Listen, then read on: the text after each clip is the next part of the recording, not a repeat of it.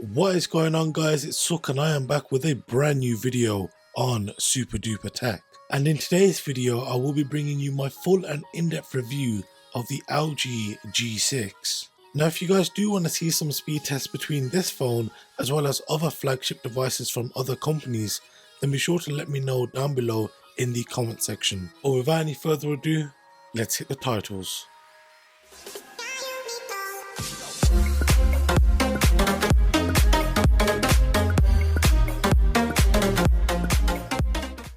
So the first thing that I do want to get into talking about is of course the overall design of the G6. And on the bottom of the device you will find the microphone, a USB-C port along with the speaker. On the left hand side of the device we do find two buttons to increase or decrease the volume. On the back of the device you will find two cameras, the flash as well as the power button, which also has the fingerprint sensor built in. And the top right side is where you will insert your micro SD card and your nano SIM card. And on the top of the G6 you will find another microphone along with a 3.5mm headphone jack.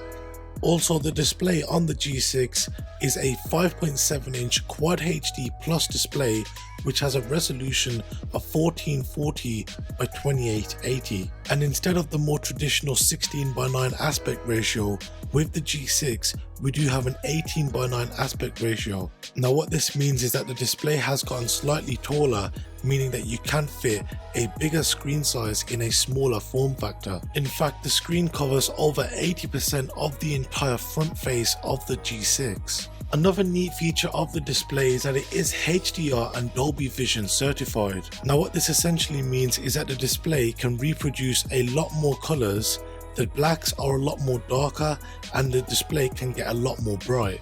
So with that said, of course the next logical thing for me to do is to test out and see how bright the display on the G6 gets. Now I did run this test a number of times and on average I got a result of around 458 nits. Now I personally did not have any issue when using the G6 in direct sunlight and found that the display could adapt to many different environments. Another welcome upgrade over the G5 is that the G6 is now dust proof and water resistant up to 1.5 meters for 30 minutes. So don't be worried if you are using this at the side of a hot tub or a pool and if it does accidentally drop in.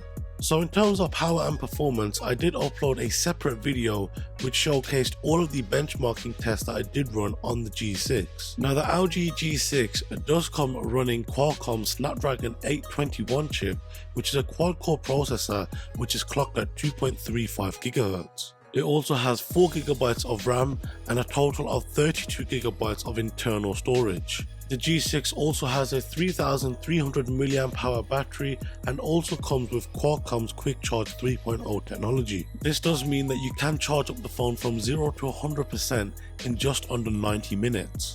Also, in terms of how long did the battery last, I was easily able to get around 1.5 days of moderate usage with the G6. After running a number of speed tests, I did find that the device got slightly warm, but this was more on the screen side, as on the screen I got an average readout of around 38 degrees Celsius, whereas on the back of the device I average out at around 36 degrees Celsius. Now in terms of the rear cameras on the G6, we do have dual 13 megapixel cameras. Once again, I did upload a separate video in which I did showcase the cameras on the G6, both the rear and the selfie front facing cameras. Now if you guys do want to check it out and have a more in-depth feel as to what type of photos you can reproduce with the G6, then I will leave a link down below in the description where you can click the card right now in the top right hand corner. But to keep things short and simple, I do think that this is the best camera I've ever tested on any smartphone. Now if you're anything like me and you listen to a lot of music through your smartphone,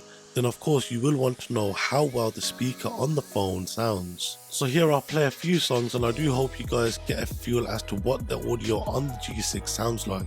Maybe I'm foolish, maybe I'm blind, thinking I can see through this and see what's behind. Got no way to prove it, so maybe I'm lying.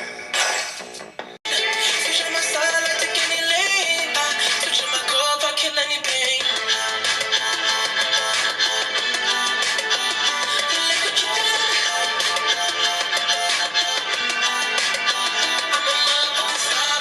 When I purchased the G6, it was being retailed for just under £650, but currently on Amazon.com you can buy it for just under £550. I do also understand that if you are in the United States that you can pick up the G6 with a free Google Home. Now guys, as it currently stands in terms of design, features and functionality as well as price, the G6 is my favorite Android device I think I've ever tested, and things like it being resistant to both water and dust are welcome additions, especially in 2017. The only downsides that I do see with the G6 is that when your phone is lying down flat on the table, you can't really unlock it without turning it over to press the button.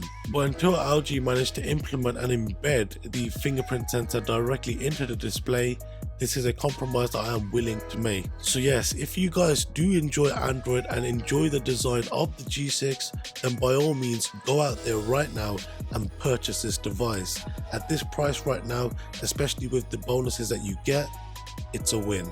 So then guys, if you have made it this far in today's video, then be sure to leave it with a like rating and subscribe to be notified when I upload my next video. If you do want to see what videos I am working on, then be sure to add me and follow me on my social media. Thank you guys very much for watching, and I'll see you guys next time. Have a good one.